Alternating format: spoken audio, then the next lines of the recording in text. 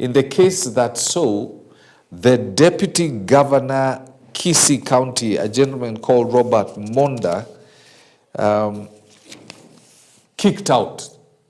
Now, the guy who was the star witness has now gone to court saying that he lied about the allegations he made against Monda. I think he was induced by the governor to lie so that they could kick Monda out. All right. Then in the fourth page we have, I'm still the king of the mountain. And then President fires KICC board chair Irungu Nyakera.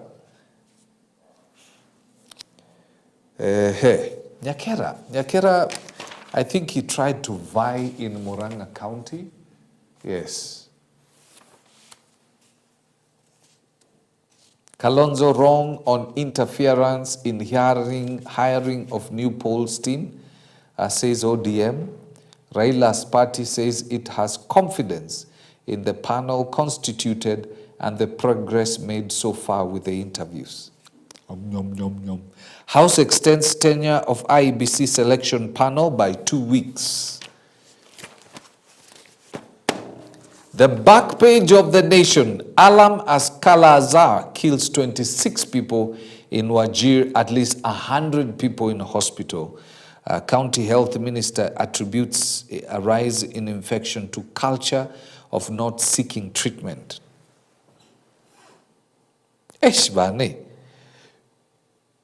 University of Nairobi is unable to provide academic papers for the chief operating officer, CEO.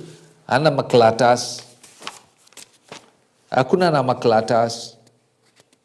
The Star newspaper, nothing for projects as pay gobbles up billions.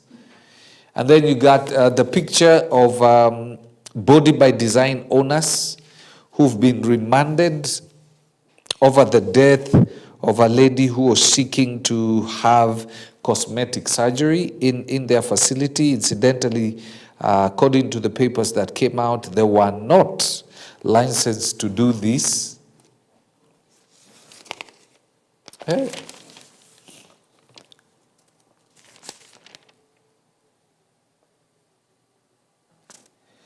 There's a funny agenda. I don't know whether the Star has an agenda. This gentleman called Gordon Osen. For a number of days now, the Star has been running newspapers. You can clearly tell the agenda that is being pushed here. Because now they are saying erratic supply of condoms quickening gay's death.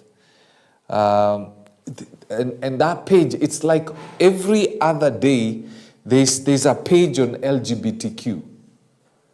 It's like they're pushing a certain agenda, na yo agenda tumekata. This is, I'm not even going to read it.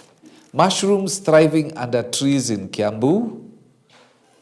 And then house salaries gobble up billions in county as development suffers. Then you have the picture of Simba Arati.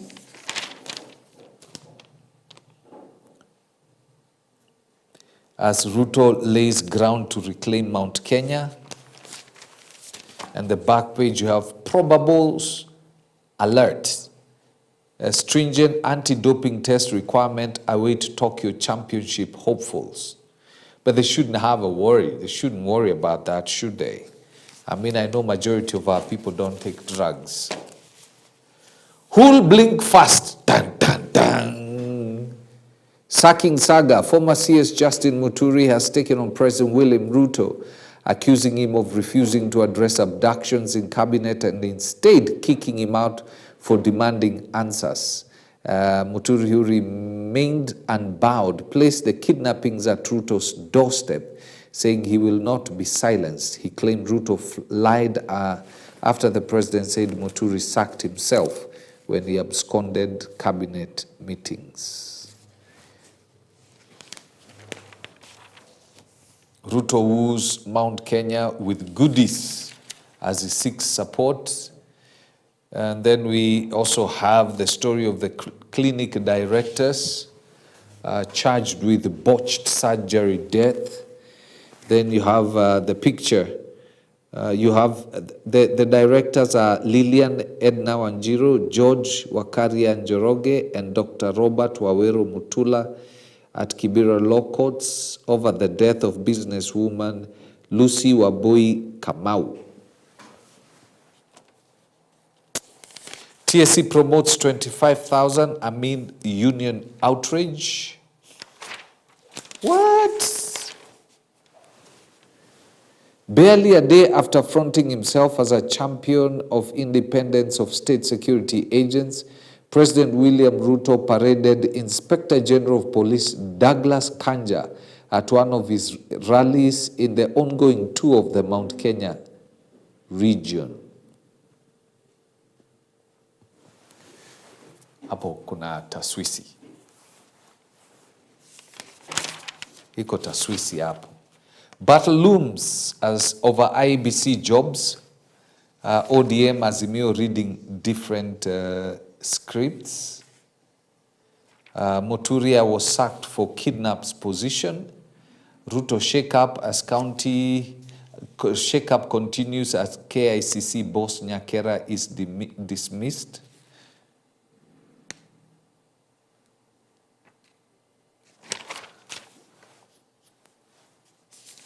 As governors are now accusing the president of killing devolution. Where? Iko maneno. DCI probes officials and backstreet dealers in a web of land fraudsters. Then the back page, more injury woes for Arsenal's as returning Saka hits winner.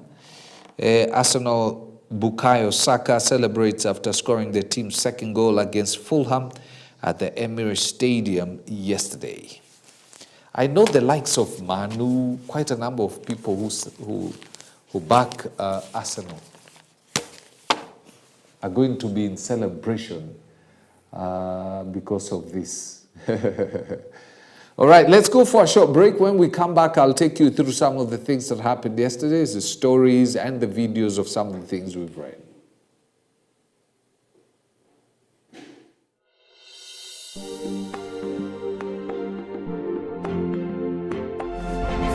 You are watching EBN TV, transforming your world. EBN TV cares about the growth of your business. To advertise with us, call 0725 386. I raised many fundamental issues as to how, among others, my son had been abducted and later released at the intervention of the president and leaders from both houses of parliament. MUTURI detailed his absence from 3 cabinet meetings this year, explaining that his non-attendance was a principal stand against the government's refusal to address the issue of abductions and extrajudicial killings. According to MUTURI, the same scenario played out during subsequent cabinet meeting on February 11th and March 11th, prompting him to write directly to the president. However, his concerns were met with silence. Abductions and extrajudicial killings was still missing on the agenda. Once again, I wrote directly to the president in a letter dated 10th of March, again referring to the previous 2 letters and reiterating my position. And I did beseech the president this time around to direct that the vexing issue of abductions and extrajudicial killings in our country be prioritized and placed on the agenda for any future cabinet meetings. Ladies and gentlemen, to date, the president has never acknowledged receipt nor responded to any of my letters. Taking aim at the president's own admission of disbanding a police squad allegedly responsible for the killings, MUTURI questioned why no members of the said squad had been prosecuted. His statement raises critical questions regarding the handling of extrajudicial killings and enforced disappearances in the country, highlighting the need for transparency and accountability in addressing these concerns. I ask the question, why has the president not given the names of those killers that were part of that squad so that they can be prosecuted for the crimes they have committed. Your guess is as good as mine. Emmanuel Marwa, EBN TV, Nairobi. Well, thank you very much, Marwa. Now, the Orange Democratic Movement has accused the Wiper Party of attempting to disrupt the reconstitution of the Independent Electoral and Boundaries Commission, following Wiper leader Kalonzo Musyoka's call for urgent consultation with President William Ruto and ODM leader Raila Odinga. At a press briefing, the ODM Secretary General Edwin Sifuna responded to claims by a section of the Azimio la Umoja coalition led by Wiper, which alleged undue interference by ODM in the IEBC reconstitution process. Sifuna dismissed the accusation as politically motivated and aimed at discrediting ongoing efforts to reform the electoral body. The party takes strong exception to recent unfounded allegations made by some Azimio la Umoja leaders of alleged interference by ODM in the ongoing process of reconstituting the IEBC. For the record, this process is being conducted in full accordance with the NADCO report. It is also common knowledge that NADCO was chaired by none other than the Honorable Kalonzo Musyoka, the leader of the Wiper Party. Kenyans are fully aware that the inordinate delay in commencing this exercise was due to the failure to resolve the nomination of the Wiper representative to the selection panel.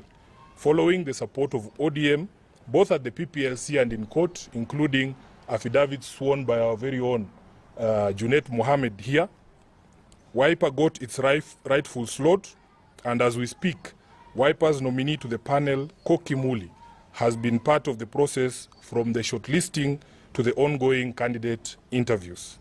In fact, one of the candidates who've been shortlisted as a member of the commission is Honorable Musyoka's advisor, and this is fully within the candidate's constitutional right.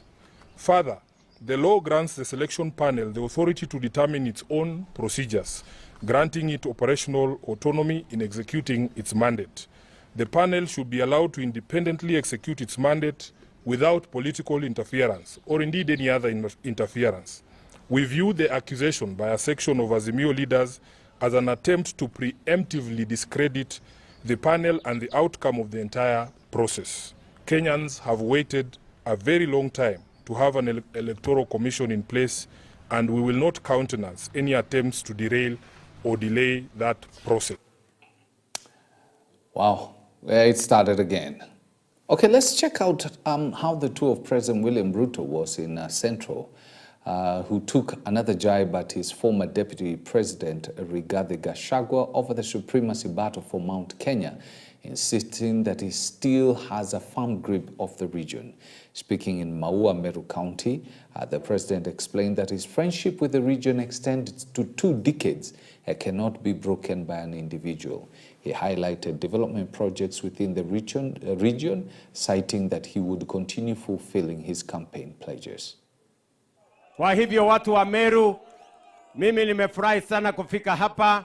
Mimi nawahakikishia hii urafiki, na mimi nataka niseme nikiwa hapa Maua, urafiki nimetengeneza na watu wa Meru, urafiki nimetengeneza na watu wa Mulima, ni urafiki ambayo tumetengeneza kwa miaka karibu 20.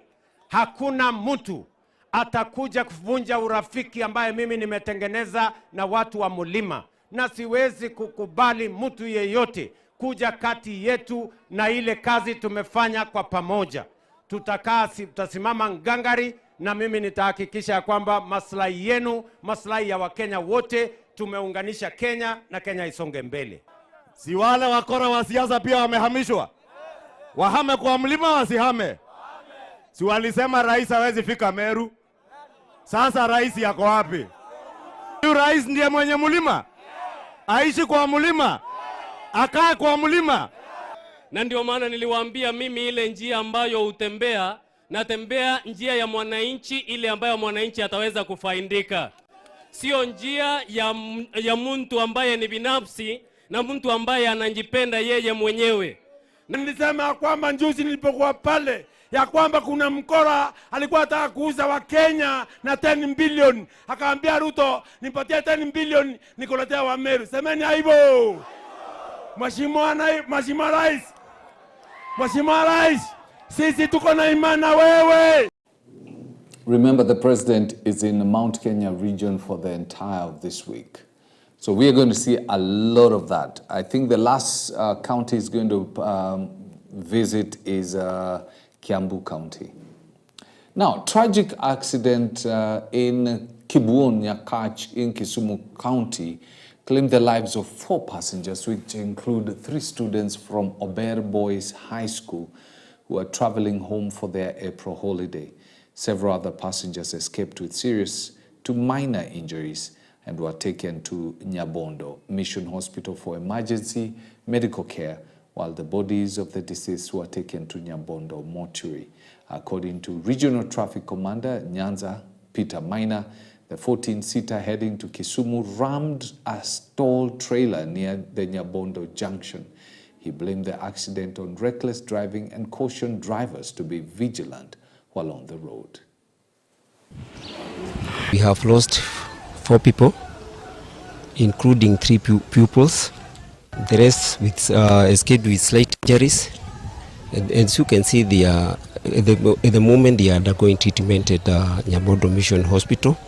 But I think it's the duty of all the drivers on our roads to be extra cautious, because despite the fact that the lorry had been stored on the road, it is also the duty of that other driver to ensure that he's careful what he's doing on the road to ensure the safety of our. Well, we'll pray for the families of the individuals that lost their lives in that accident, that God may comfort them.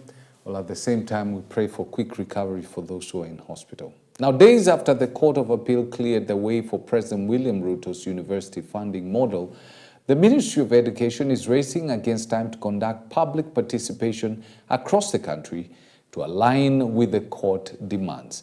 Education Cabinet Secretary Julius Milgos revealed that his ministry has been working on a report since October last year, which is ready and which will inform the next course of action regarding the model.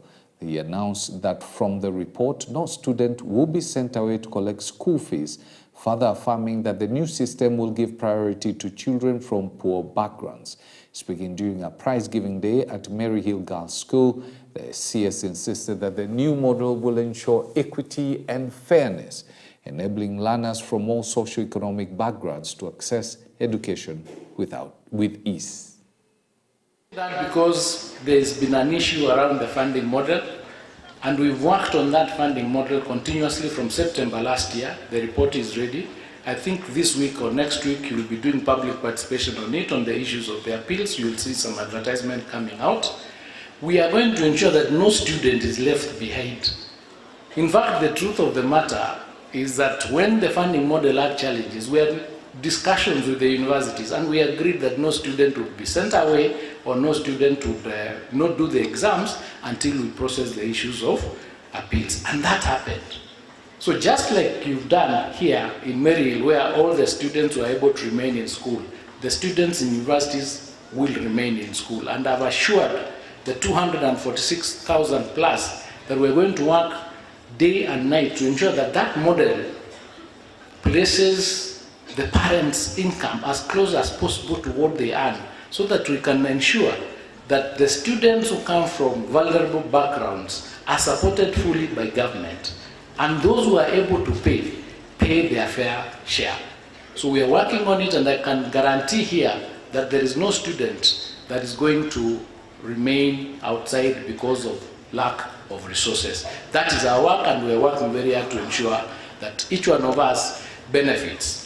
So last year, we had 246,000 students getting C+ and above out of 965,000.